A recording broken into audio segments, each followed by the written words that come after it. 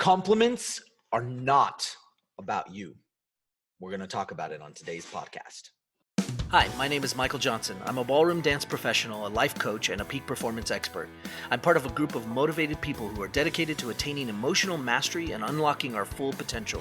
We've realized life is a dance. The ups and downs can spin you out of your mind, but it's time to take back control. It's time to become a lifer. We don't believe others are responsible for how we feel. In fact, we don't believe anyone can make us feel anything. We are a new breed of overachievers. Emotional mastery is our journey, and unlocking our full potential is the key. Welcome to the journey. We are lifers, and this is Magic for Life.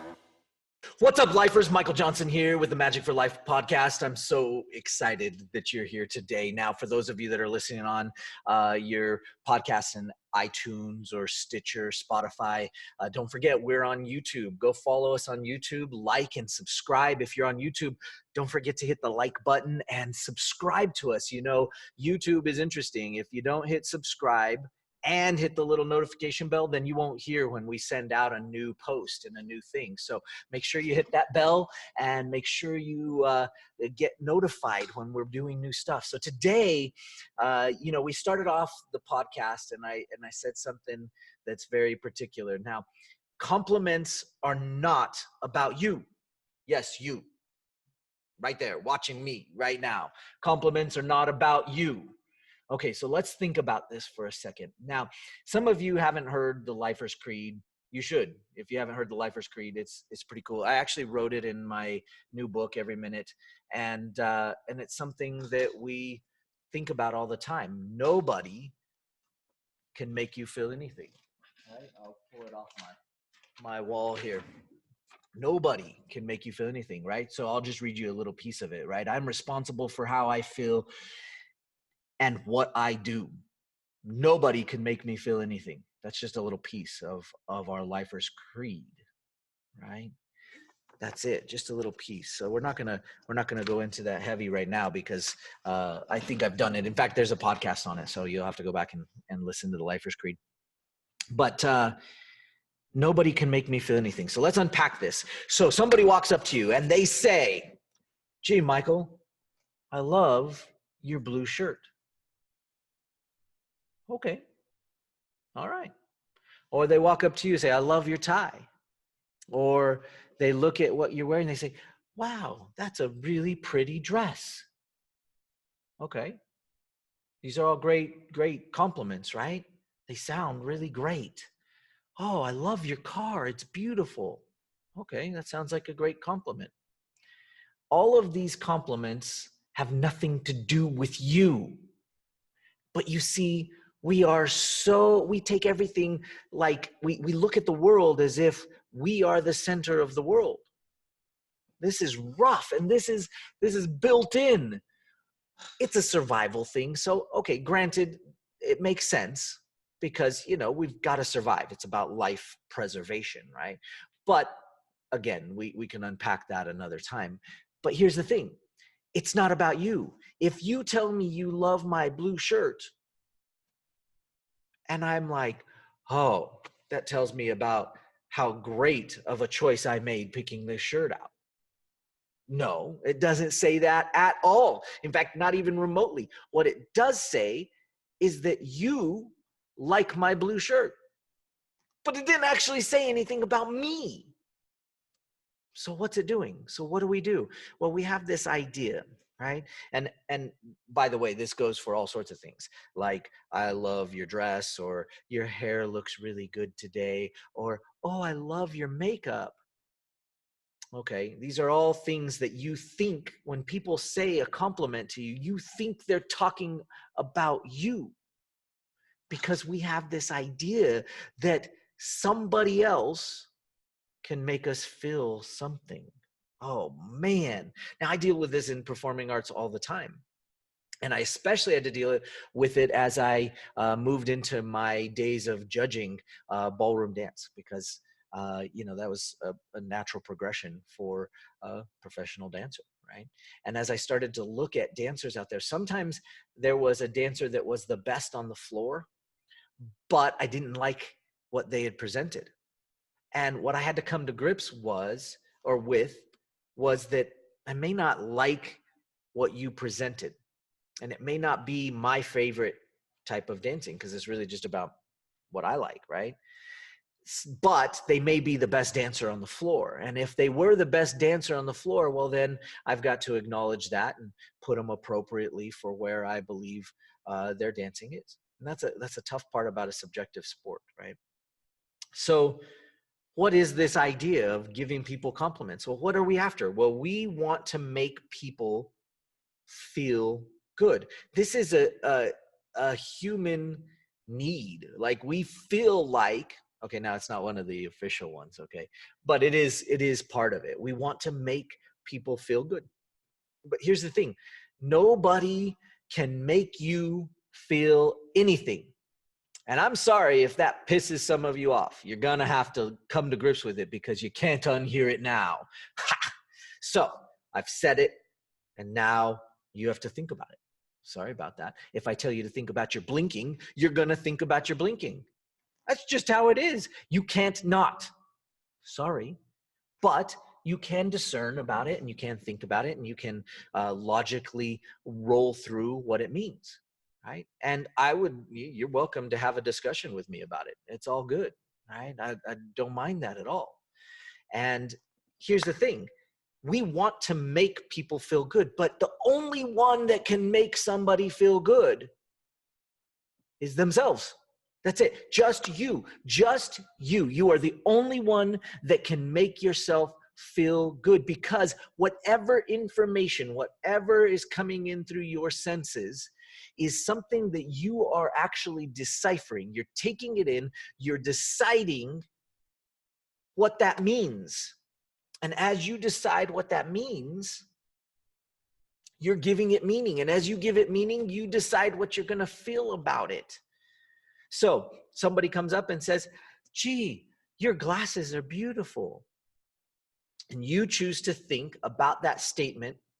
I made a good choice. I'm so good. I have status. I have, my taste is really good about art, or my choices were so good, and I am good, and I feel good because I made these good decisions. It's about you, whatever. Somebody could come up and say, oh, I love your glasses. And to a kid that just got glasses for the first time and his friends started making fun of him. That didn't happen to me, by the way. So it wasn't a thing. But it has happened. And the other kids make fun of him. And they're thinking, I hate my glasses. And somebody else came up and pointed out that they recognized that they were wearing glasses. And all of a sudden they were devastated. Why? Because they felt like somebody noticed about this thing that they didn't want to have. And for many of you, if you had, in the old days, wearing glasses was kind of like that. It was kind of like, oh, you wear glasses, right? Now, I didn't have that because a lot of my family wore glasses, so we just didn't think about it. In fact, as my children have gotten glasses, it's sort of been like, oh, those are, like we were excited for them because they could see better. It was like, I'm so excited that you could see better. Right? And being able to see with more clarity is kind of what we're here for today, right? We want to be able to see with more clarity about things like people giving you compliments. Now, where does that leave us? Well, if you are the only one that can make you feel good about something, now I'm using good, but it could be anything. Like we talked about status. You want to feel a status increase. But why do we do that? Why do we give compliments at all? Well, because we want to connect. We are connection creatures. We want to connect. We want to feel connected. It is a sense of security. And again, if we go back to this survival thing way back in our origins, if we were connected, we had a greater chance of surviving. If we were by ourselves, we had a greater chance of not making it. And so we built into our DNA connection. And I know there are probably lots of scientific studies about this and that, but I'm just talking about it simple, just simple. We connect because it is a primal force that reminds us that we're safer together than we are apart. And so we have this need for it. We have this desire for it. And so there's lots of ways to do it. And so what we do is we walk up to somebody and we say something that we have been conditioned to say is nice, or to think or believe that is nice. So I'll say this nice thing to somebody. My grandmother used to say, if you don't have something nice, Hito, don't say it at all. She was speaking Spanglish in our household, right? So we weren't allowed to say, if we didn't have anything nice to say, you didn't say it, which is okay. That's great. But at the same time, we were not discouraged from saying something nice. But then what we did was we learned how to say backhanded compliments. We've all learned that. We go to say something and you can tell it's backhanded. It comes around the other side. It really had other meaning, right? But somebody could take it in the way that they want to take it. Now, honestly, you have to be the guard to the door of your soul, your emotions. And so as people give you compliments, I'd like you to start to shift that and understand that if you're going to control your emotions, if you're going to learn to manage, control, and execute your emotions on a higher level, on a greater place, then you have to understand even simple things that seem like they don't matter, where somebody comes in and says, I love your jacket. I love your car. They're talking about themselves. They're talking about what they love. Think about it. The very language of it is what they love. And so I want you to really take into account that. Now, what can you do to connect? Well, there's lots of things. Because see, as a judge in dancing, when people come up to talk to me later, which sometimes they do, and they say, well, tell me about, what did you see? Well, I was making a quick decision and had to decide. But you know what? I've learned very quickly that I don't have to necessarily like all of their artistic choices, but I can appreciate their dancing. And so what I've shifted from was, I don't like what you showed me. Well, that's just about me. Instead, I acknowledge their work. I appreciate what you presented. I appreciate your hard work. I appreciate the effort that you put in. And I make it clear that it's an appreciation that I have for them. It's an acknowledgement for them. But I am not trying to make them feel good. Because no matter what I say, and you could say the nicest of things, and maybe you've had this experience, you say something really, what you thought was really super nice to somebody, and they break down crying. And you're like, what happened? What's going on? Right?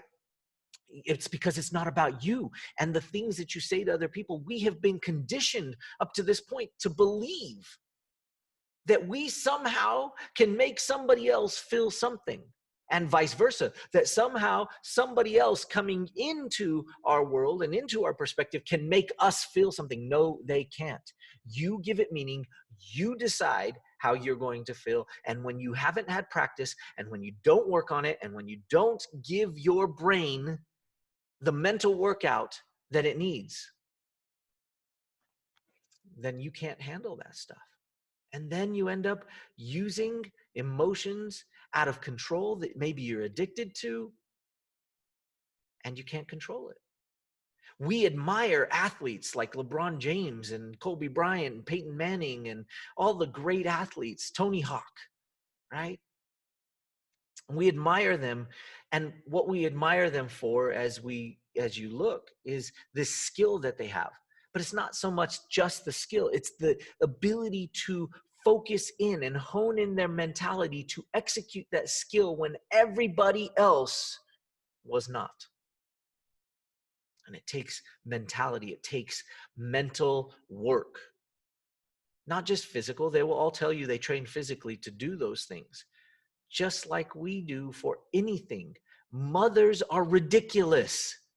They train physically and mentally on a regular basis to be able to raise our children. And it is ridiculous what they go through and how strong they get.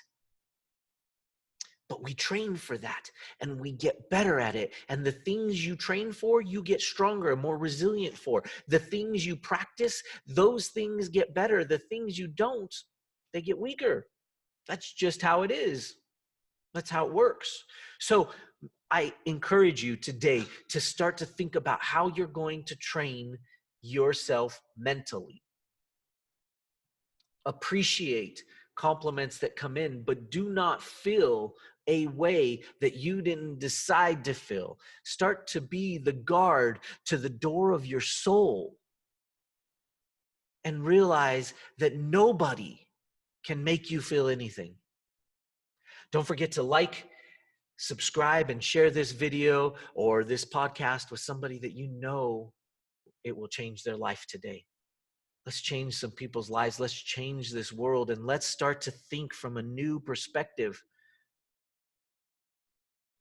And I compliment you on watching the video today. Okay, that's a little bit of a funny satire. You figure it out. We'll see you on the next podcast. Take care. Bye-bye. Hey, lifers, don't forget to get your free copy of the Every Minute book. You can find it at everyminutebook.com. And don't forget to follow us on Facebook and Instagram.